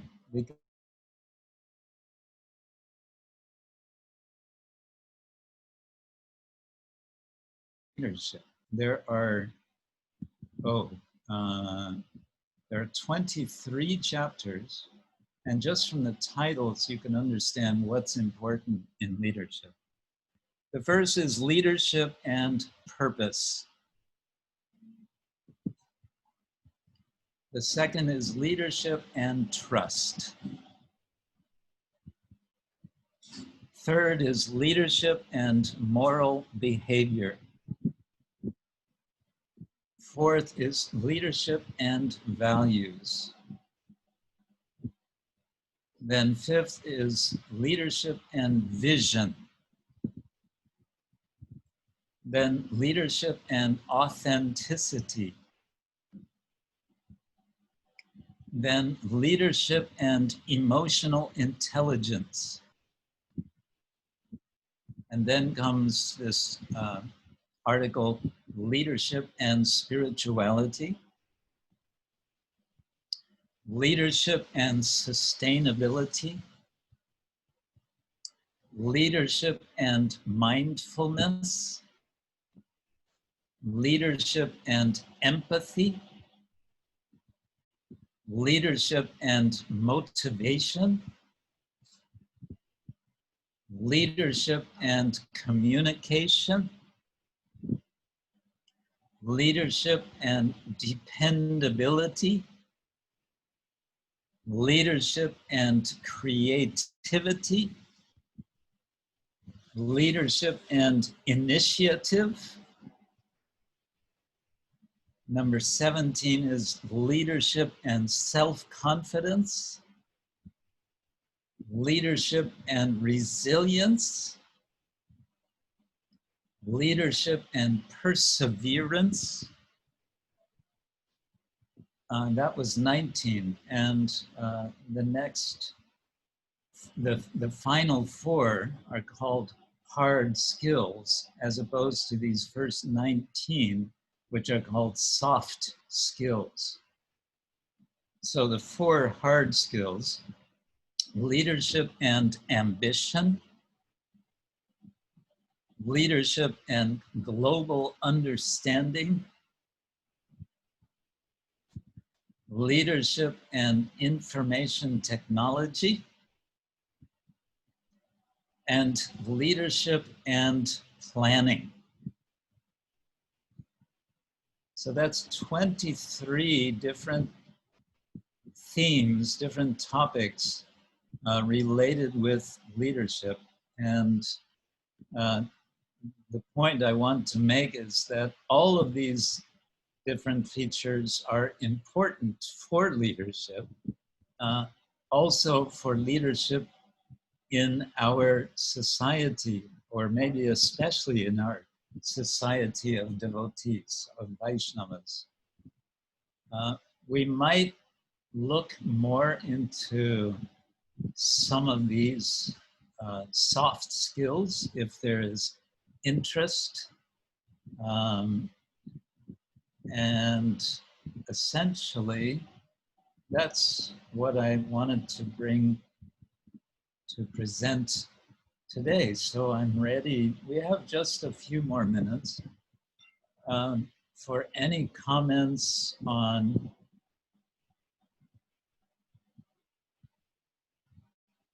anything. First, let me see if you still hear me. Yes, yes, we can hear you, Guru Maharaj. Okay. Very good, very good. Very good. All right. Let's see, Divya Singha again is saying, even Lord Gora asked his associates if he could go to Vrindavan. If a leader asks his leaders if he is doing well, then everything is sweet and wonderful. Yes, Srila Prabhupada would very often consult with his leaders. The devotees would be quite surprised sometimes when he would ask them, what do you think? He would say something and then he would ask the devotees, so what do you think? And this would really put the devotee on the spot. And the devotee would understand, oh, I have to tell Prabhupada what I actually think. And then he would tell, and then Prabhupada would say, yes, I was thinking like that also. And the devotee would be very much relieved. I'm trying to remember an example of this. I think Prabhupada was trying to decide where to travel next. Devotees were inviting him to so many different places. And one place he was being invited, which he had not yet gone to, was Nairobi in Kenya, Africa. And he asked a devotee, what do you think, where should we go? And the devotee said, well, what about Nairobi? And Prabhupada said, yes, I was thinking that also. So this is called consultation. And of course, every good leader consults with others, which means one of the essential functions of a good leader is to be a good listener. Of course, famously, Lord Ramachandra exercises this function of good listening when, after he returns to Ayodhya, he goes in disguise amongst his citizens. And it's at that time that he hears one of the householders scolding his wife, in which the man was comparing his wife to Sita in a negative way. And that led Lord Ramachandra to do this drastic deed of banishing Sita from Ayodhya. But that's a big subject in itself. Okay, I'm being asked by Anandamayi if I saw her question. Let's see. The question, I sort of had to re-enter into Zoom, which means that what was written previously disappeared. But you were saying something about Parivrajaka-acharya, whether this whole idea of leadership has to do with leading by example. And of course, yes, this is very much what acharya means. It comes from the verbal root char, which means to move, to walk, to act. And achar is to act and I guess be seen acting. And acharya is the person who is acting in such a way that he or she is benefiting others by that acting. Parivrajaka simply means one who wanders. So the Parivrajaka Acharya is one who teaches by their example, and part of that example is that they travel. And that's why we refer to Srila Prabhupada as Parivrajaka Acharya Paramahansa. He is traveling, and he is Paramahansa, the highest level of Acharya.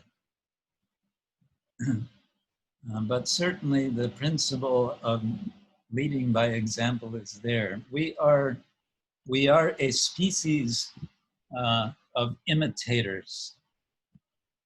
We are mimetic beings. Mimesis in Latin, no, in Greek means to imitate. And Srila Prabhupada said to imitate a good thing is good.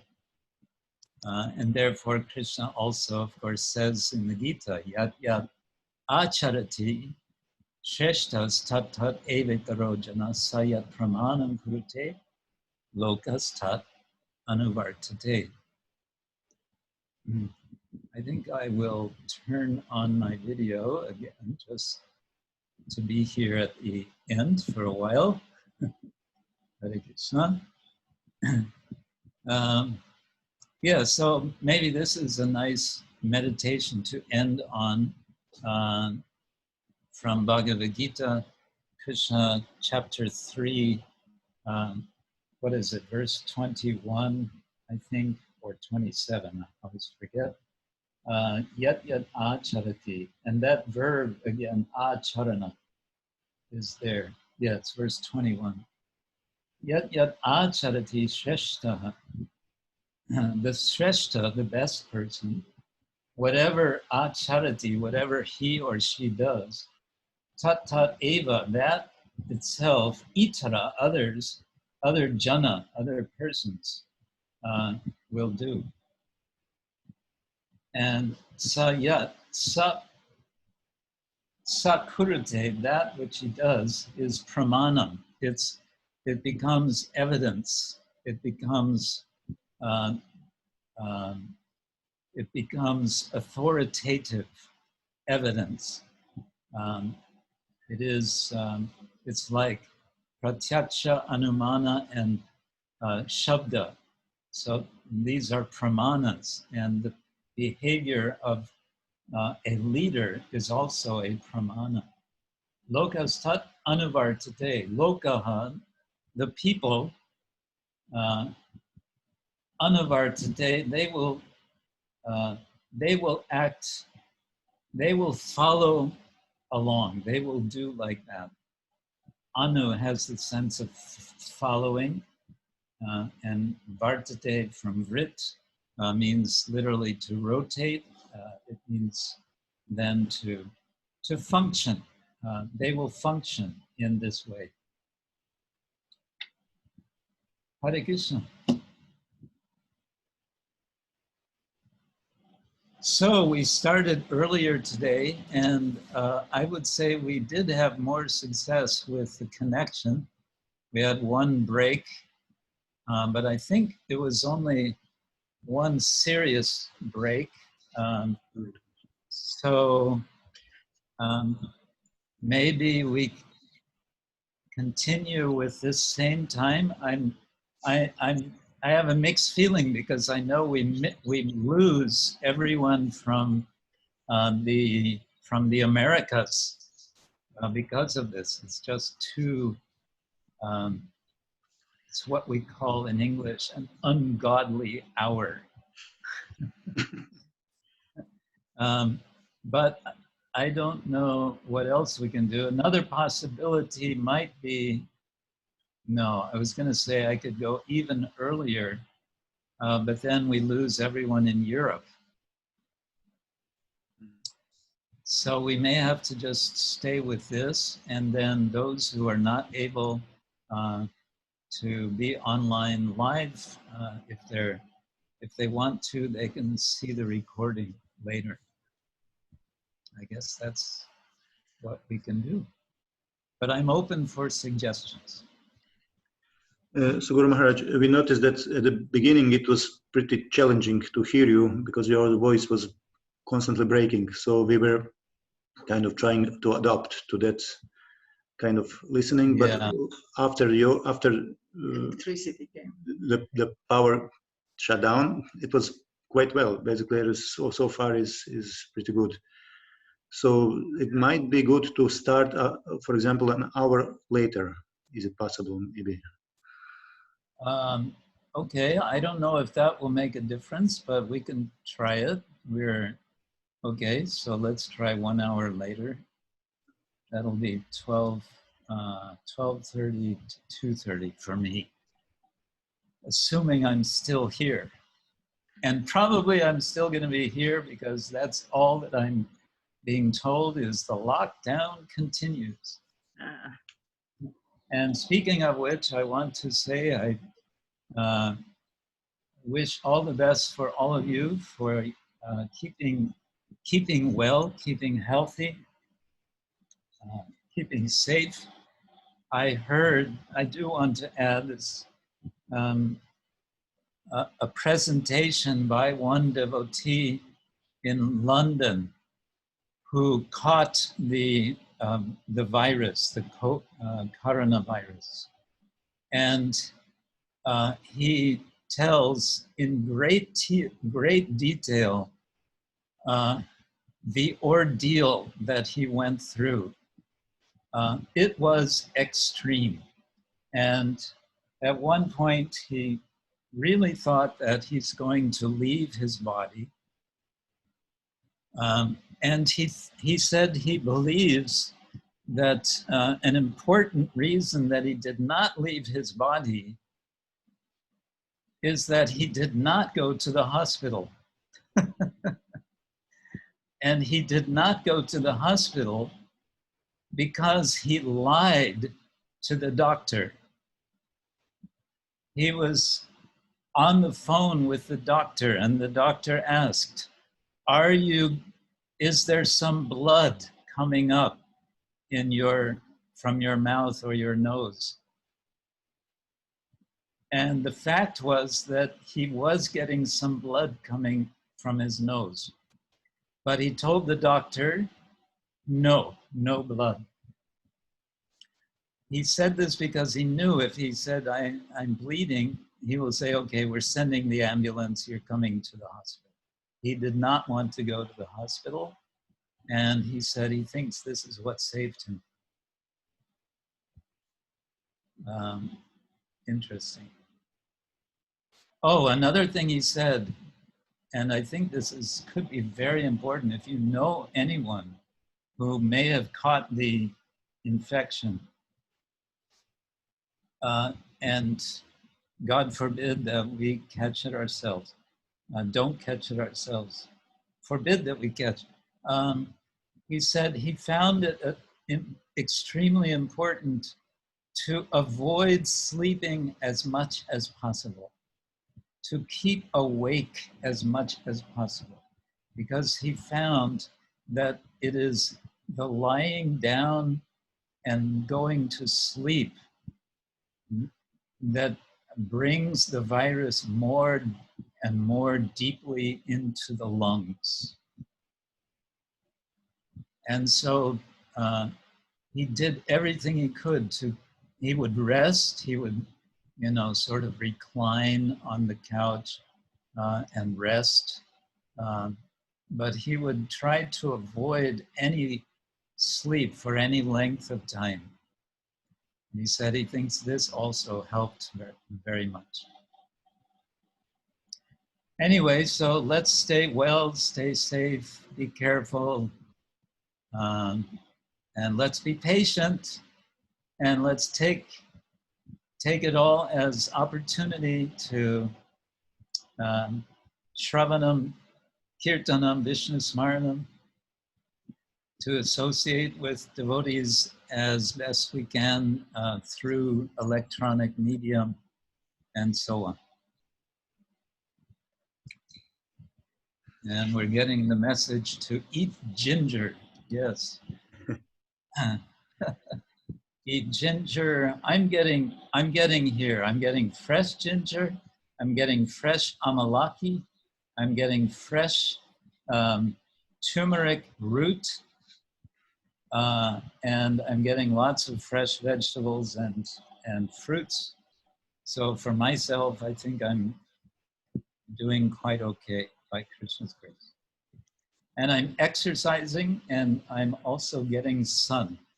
I'm going out in the sun, bare-chested, for about 20 minutes a day in the morning.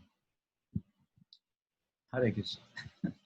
Hare Krishna, Guru Maharaj. Thank you so much, really, every week for your time to be with us, give us your association. Thank you so much. Now we will unmute all if someone maybe wants to ask something or to say to Guru Maharaj. Okay.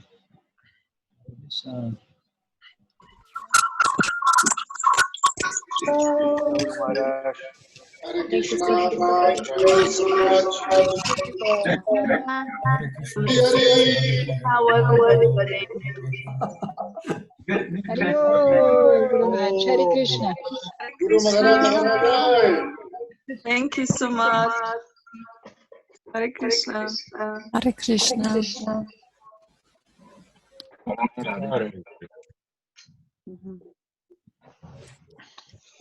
Hare Krishna. It's good to hear, Guru Maharaj, you're well.